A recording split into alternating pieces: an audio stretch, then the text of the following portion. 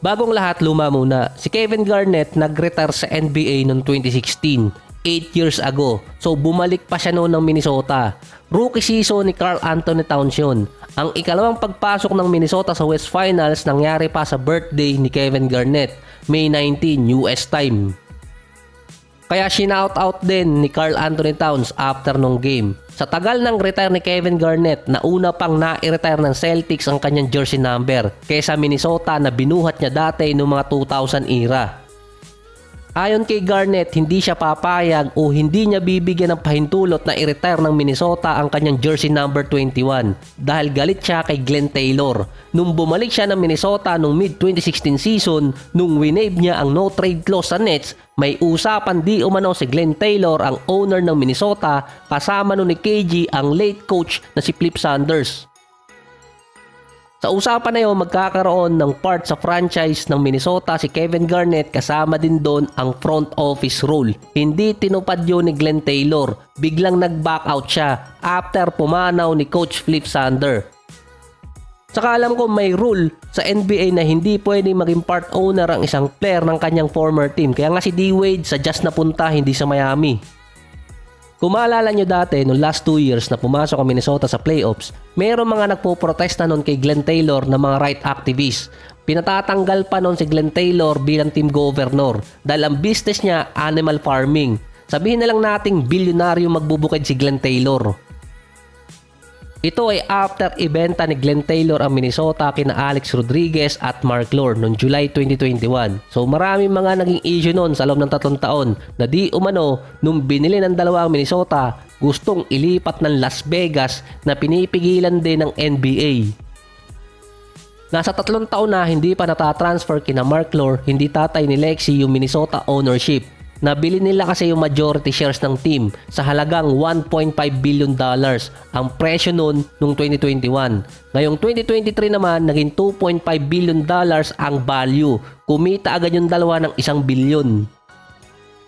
Kaya matagal din ma-turnover yung ownership kina Mark Lore at dito kay Alex Rodriguez dahil ang nakalagay doon, installment nilang babayaran yung team, yung nasa $1.5 billion ay tumataas na ang value nun ngayon.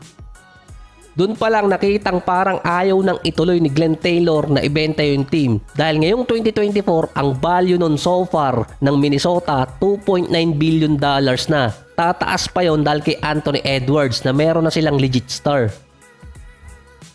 Ngayong 2024 din, nag-back out si Glenn Taylor na ibenta yung team dahil sa balak na bawasan ng dalawang bagong owner yung salary ng mga players or yung buong team. Nasa korte ngayon yun. Habang nakikipagbakbakan sina Anthony Edwards sa loob ng court, yung team owner naman nila nakikipaglaban sa trial court. Ayaw kasing pumayag ni Glenn Taylor na bawasan yung salaries ng mga team. Ito yung nababalita ng mga nakarang araw pa.